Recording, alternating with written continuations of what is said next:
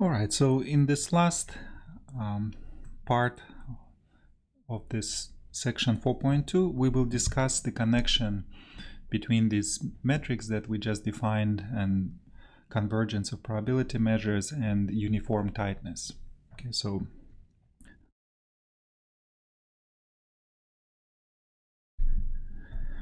Okay, so first of all, let's recall the definition of tightness and uniform tightness. And first of all, it will be convenient to denote the space of all probability measures on our metric space by dr as d.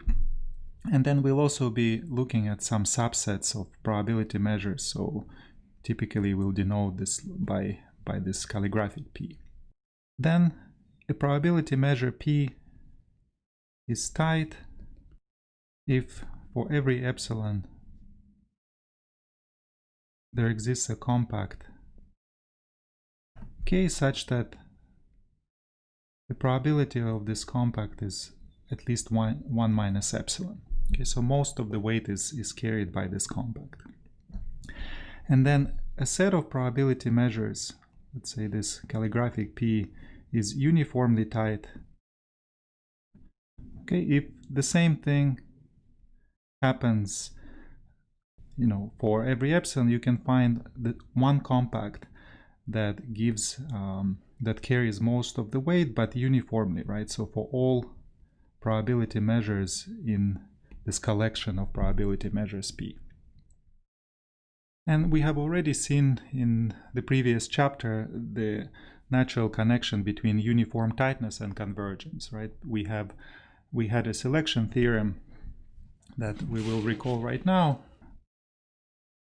okay, which stated that if our sequence Pn of probability measures on the metric space is uniformly tight, then there exists a converging subsequence, right? Then there exists a subsequence going to infinity such that Pn along this subsequence converges to some probability measure on our metric space. And we also saw that the inverse is sort of true, that if on Euclidean spaces we saw that if your sequence converges, then it must be uniformly tight. Now, first of all, a similar observation also holds on general metric spaces. So the first theorem that we mentioned here is the following, that if a sequence of probability measures converges, now we could assume that our metric space is complete and separable, but there is a more general assumption that we can make, namely that each probability measure in this sequence, including the limit, is tight. So, and Pn is tight for all n starting from 0, right? The index 0 here corresponds to the limit. So in other words, you can find a compact that carries most of the weight for each measure separately, and then from here you want to conclude that actually the whole collection is uniformly tight. Okay, so something similar to the Euclidean setting. And of course, one example that you can keep in mind by Ulam's theorem, right? This is always true that each probability measure is tight on a complete and separable metric space.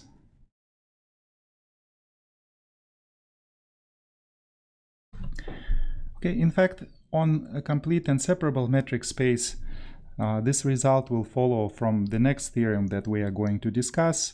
But in this setting here, we have this more general assumption that if each probability measure is tight, then you can construct one compact that works for all. And in this theorem and in the next theorem, we are going to use the Levy-Prokhorov metric in some essential way.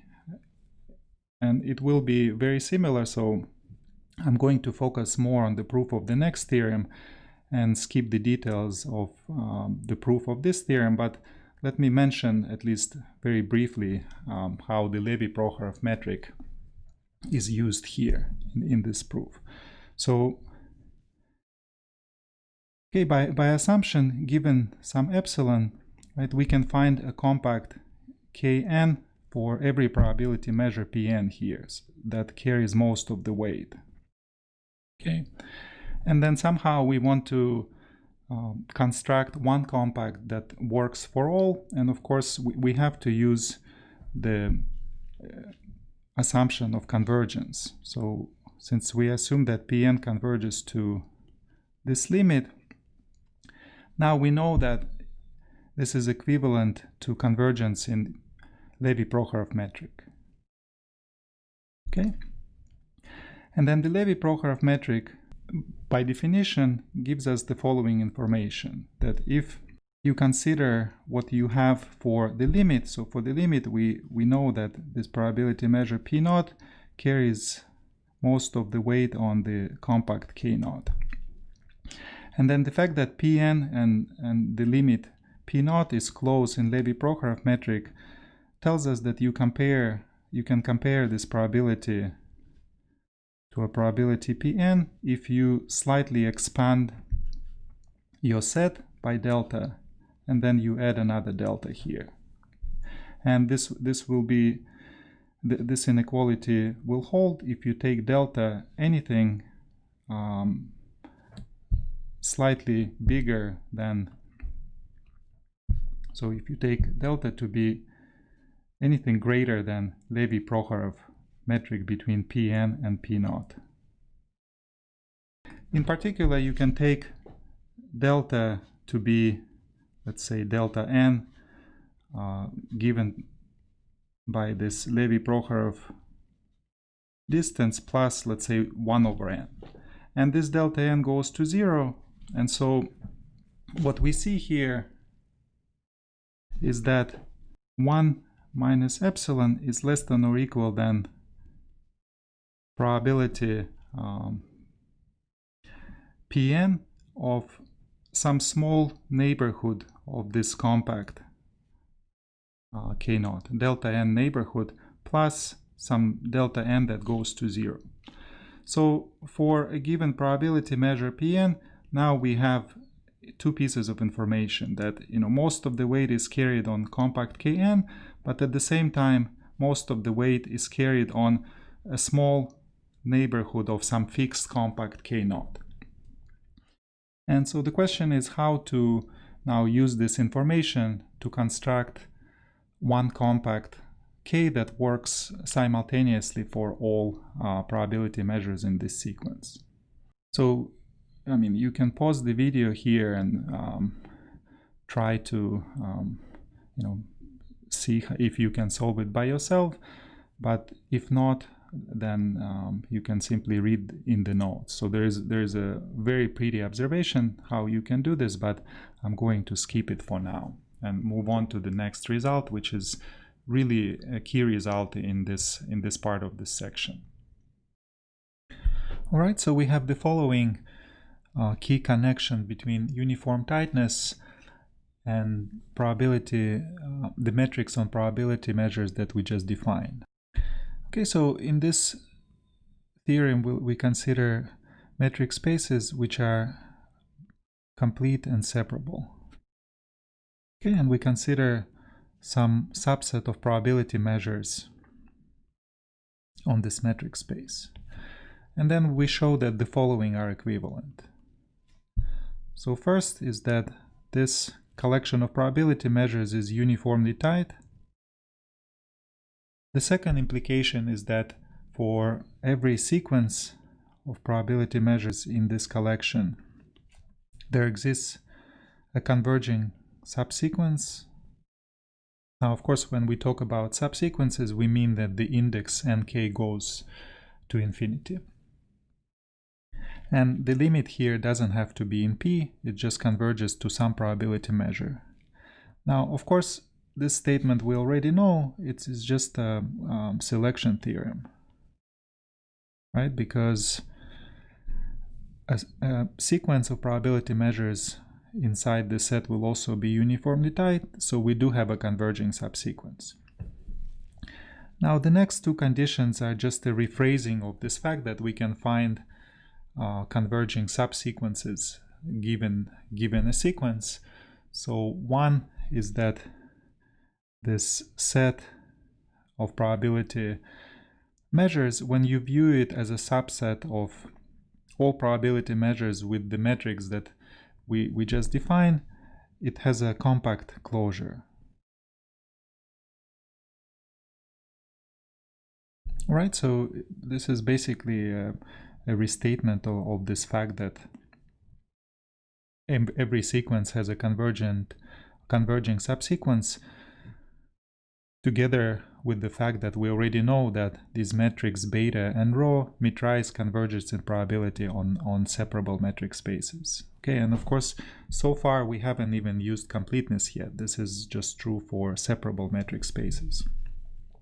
Of course, you can also rephrase this compact closure by saying that the set itself is totally bounded in the space of probability measures on our metric space with these metrics that metrise convergence in probability. Okay, so all of these either we already know or just a restatement here. And so the only implication that we have to prove in this result is 4 to 1. Okay, and that's the only implication that will also use the completeness of our metric space.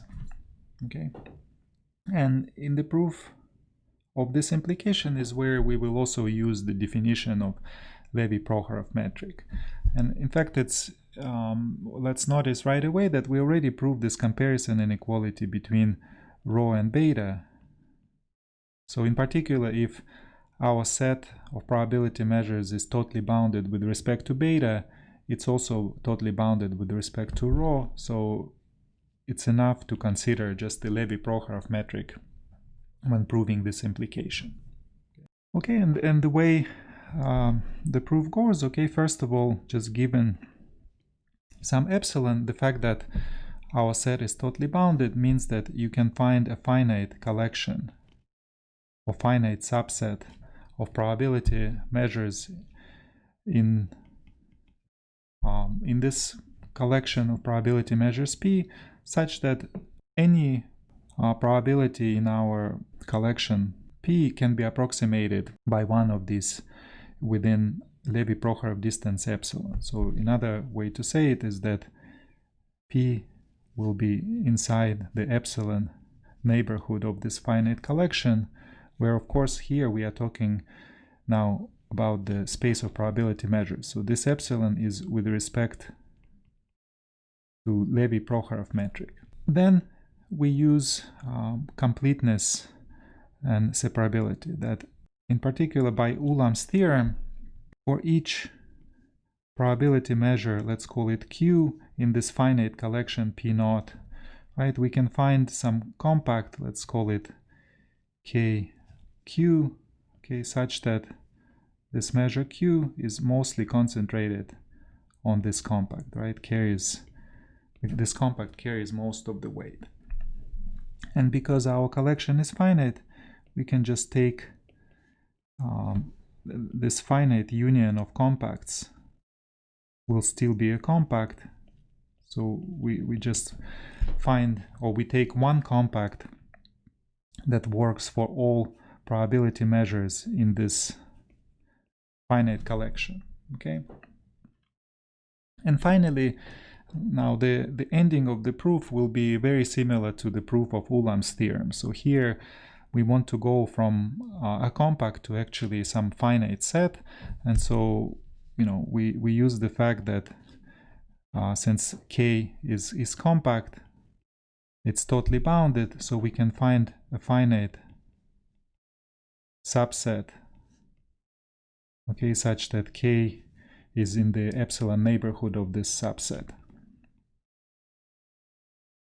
Now for convenience, now we want this epsilon neighborhood actually to be closed for the ending of the proof. So here I will kind of abuse the notation and say that when we talk about epsilon neighborhood, we just take a union of closed balls centered at the points in this set of radius epsilon rather than open balls. So when we write this f epsilon here, we mean them to be closed, okay? Because we are going to take an intersection of them in a second, and we also want it to be closed. Okay, then finally we are going to use the definition of the Levi-Prokhorov metric. Okay, so far we found this set f epsilon such that it carries most of the weight, okay, for these measures q in a finite subcollection. And now we want to move to all probability measures in our collection. So let me just rewrite this one more time. So here is where we are going to use the fact that any probability measure p in our original collection P can be approximated by one of these measures q within Levi-Prokhorov metric epsilon. In particular, that means that, you know, if we choose such a good approximation, by the definition of Levi-Prokhorov metric, we have this comparison where you can extend your set by epsilon and add epsilon in order to bound q by p from above. Okay, and then again, for convenience here, instead of epsilon neighborhood, we can, open epsilon neighborhood as we did in the definition of Levi-Prokhorov metric. We can increase it a little bit and close it to make this set closed. Okay, and so just to emphasize again, for every p here, okay, for every p in our collection, you can choose a q that this comparison holds, namely the Levi-Prokhorov metric between p and q is bounded by epsilon. Okay, that's how this finite collection of measures q was chosen.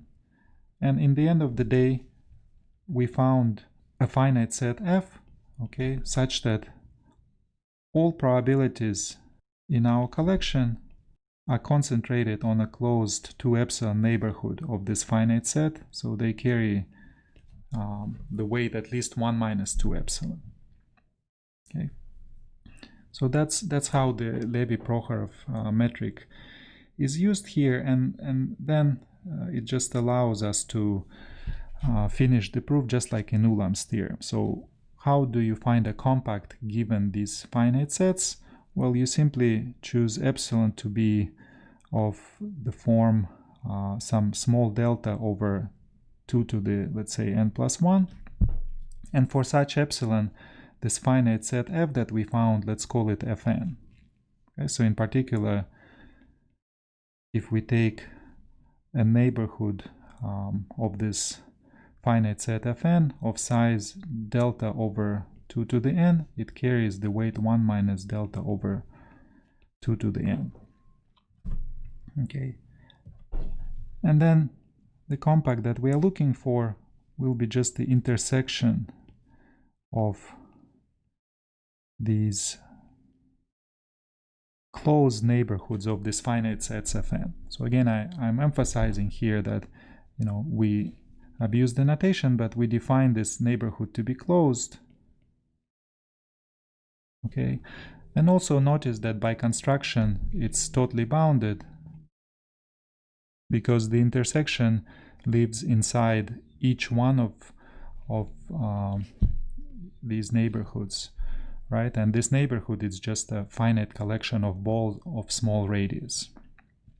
And totally bounded, that's exactly what we want, right? We want to be able to cover a set by finitely many balls of small radius.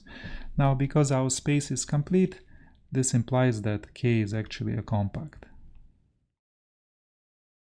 It's exactly the same construction that was in Ulam's theorem.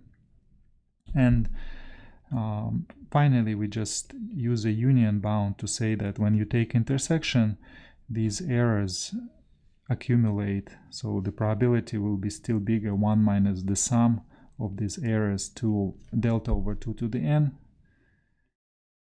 right, which gives you 1 minus delta. So given any delta, you just go through this construction and you get your compact that works.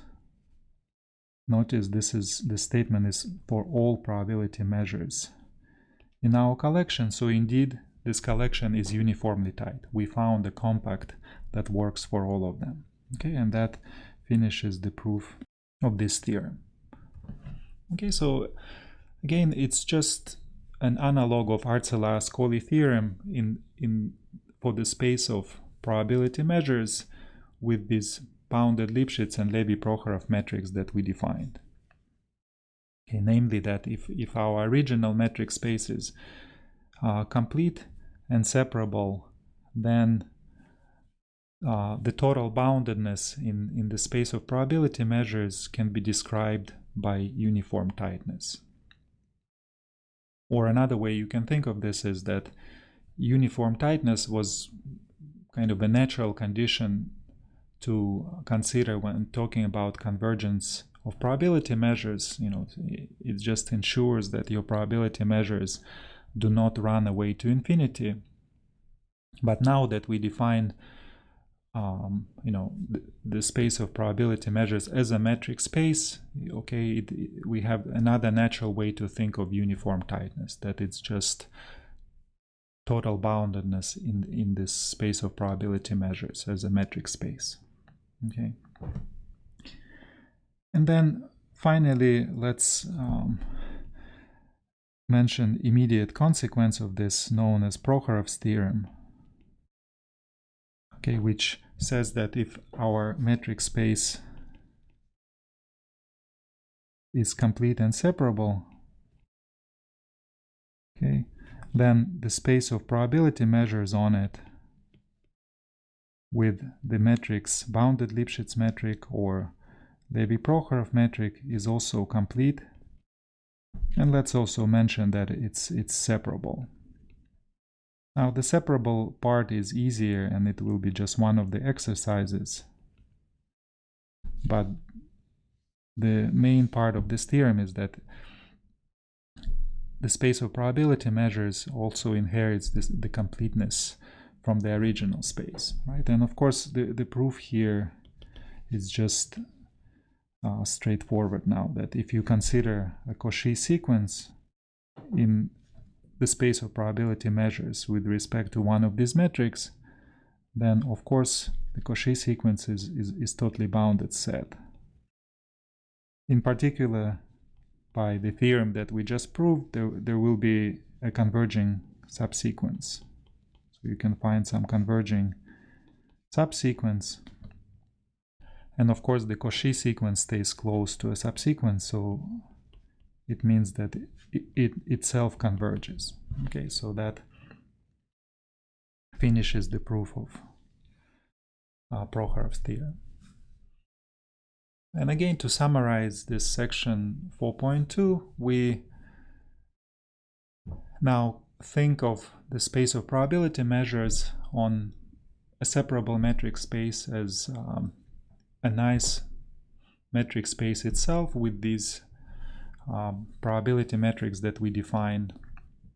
And then we also showed that it inherits the nice properties, in a sense that if the original space is also complete, our space of probability measures is a complete metric space, in addition to being separable.